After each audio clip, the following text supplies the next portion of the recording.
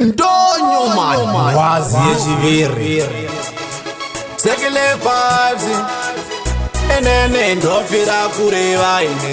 ndofira kureva inyaya yechiselebrity yaturaira musha nyaya yechiselebrity varume yaturaira musha sikana vese vakuda mani bonza yaturaira musha sikana vese vakuda ndonyomane yava yaturaira musha ende mvana dzese dzakarambwa nevarume dzamaemburesi mvana dzese dzakafirwa nevarume dzakuzviti makwini ukamubvunza naye kwini kingi varipi achakuratidza zvimakingi zvese zvemuzimu dhanzo vamwe vacho varume vevanhu vamwe vacho misha yaparara vamwe vacho vanomwa mapirisi edzi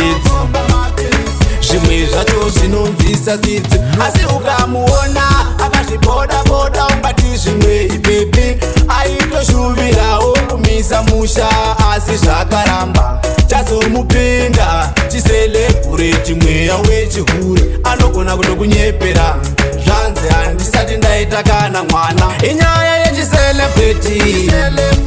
yaturaira musha nyaya yechiselebreti varume yaturaira musha sikana vese vakuda mani bonza yaturaira musha sikana vese vakuda ndonyomane yava yaturaira musha ende mvana dzese dzakarambwa nevarume dzamaemburesi mvana dzese dzakafirwa nevarume dzakuzviti makwini ukamubvunza naye kwini kingi varipi achakuratidza zvimakingi zvese zvemuzimu dhanzo vamwe vacho varume vevanhu vamwe vacho misha yaparara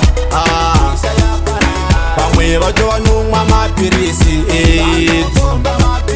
zvimwe zvacho zvinomvisa dzidzi asi ukamuona akazviboda-boda ungati zvimwe ipepi aitoshuvirawo kumisa musha asi zvakaramba chazomupinda chiselebureti mweya wechihure anogona kutokunyepera